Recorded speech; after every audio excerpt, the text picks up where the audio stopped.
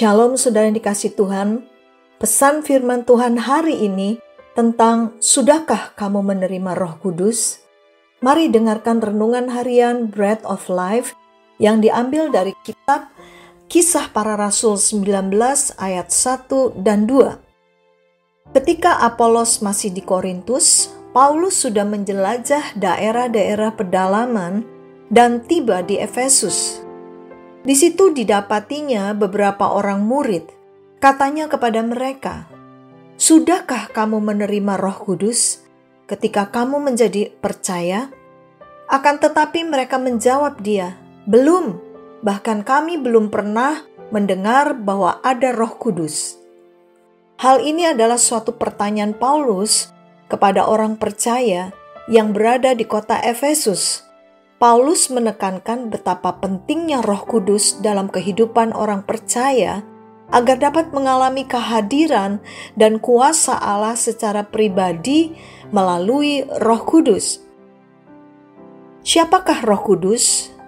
Roh Kudus adalah Allah sebagai pribadi yang datang untuk tinggal dalam setiap pengikut Kristus.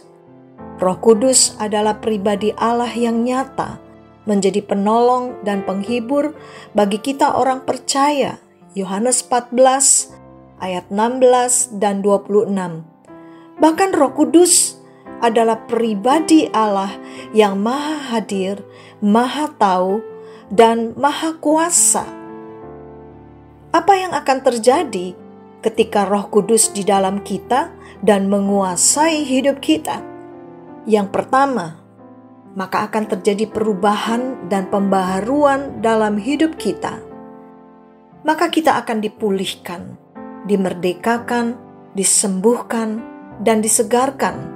Titus 3 ayat 5 mengatakan, "Pada waktu itu Dia telah menyelamatkan kita, bukan karena perbuatan baik yang telah kita lakukan, tetapi karena rahmat-Nya oleh permandian kelahiran kembali dan oleh pembaharuan yang dikerjakan oleh Roh Kudus."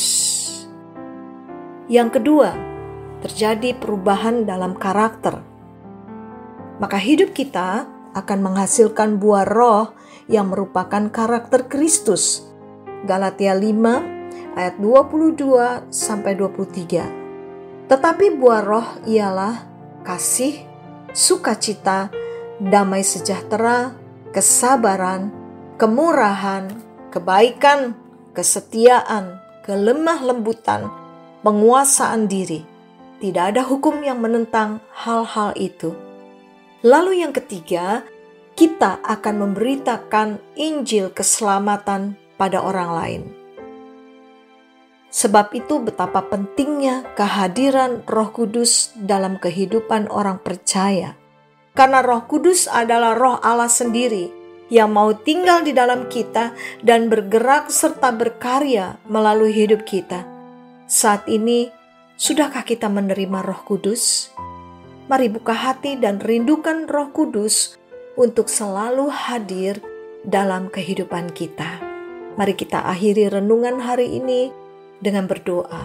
Bapa yang baik, sungguh hati kami bersyukur karena Engkau telah mengirimkan Roh Kudus-Mu sebagai penolong dan penghibur kami dan tinggal dalam hidup kami yang memampukan kami untuk menang terhadap dosa, yang memampukan kami agar dapat mengasihi dan melayani Tuhan, juga yang memampukan kami untuk memiliki karakter Kristus.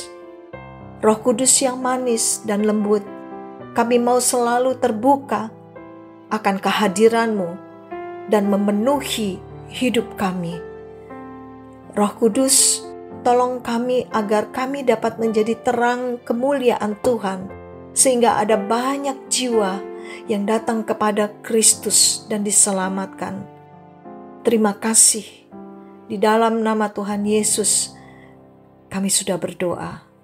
Amin.